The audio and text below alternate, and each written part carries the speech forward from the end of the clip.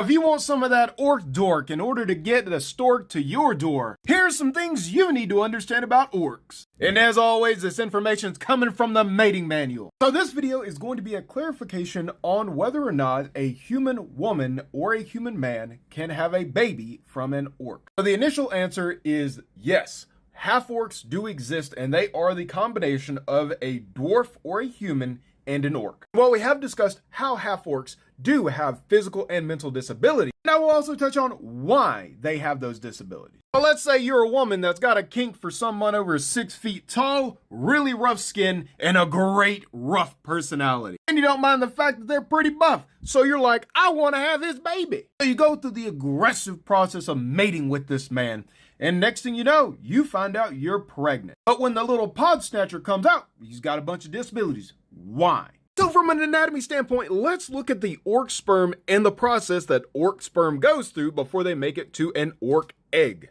So after an orc deposits his go-go goo into the actual cervical gate, then in the sperm dome, the sperm fight it out. Chemicals are released within the sperm dome that causes the sperm to become very, very aggressive, and they will use these wranglers in order to grab onto other sperm and use the bale spear, shoot it out, strike the nucleus of the other sperm, and start taking their DNA, in which point the attacker will then basically consolidate that DNA. It will literally go through the process within the sperm itself of identifying key factors that are good things to absorb to make their own DNA stronger for when they go to the egg, they will be the best possible sperm. The problem is when you go into a human woman and you start that fertilization process, those sperm never go through the process of battling it out. They don't refine themselves. And so what happens is you have a lot of inferior sperm that will end up making it to the egg,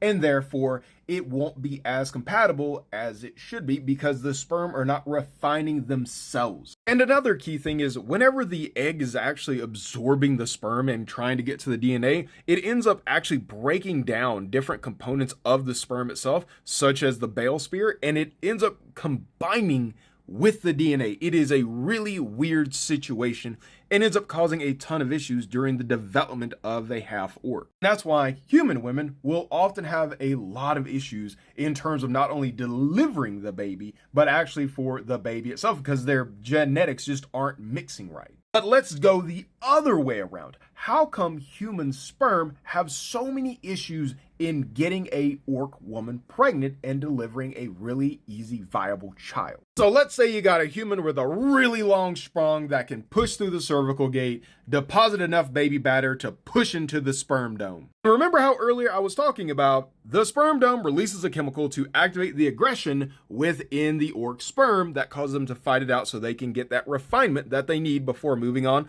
to the flow vine. This is where a big problem happens, is because to human sperm, that chemical is very corrosive. So literally what is happening is as the human sperm are floating around in the sperm dome like, what the hell is going on? Why is everything burning? They are literally being damaged. So by the time that they make it to the flow vine, still being damaged, especially if they end up at a wrong dead end, they're taking even more damage.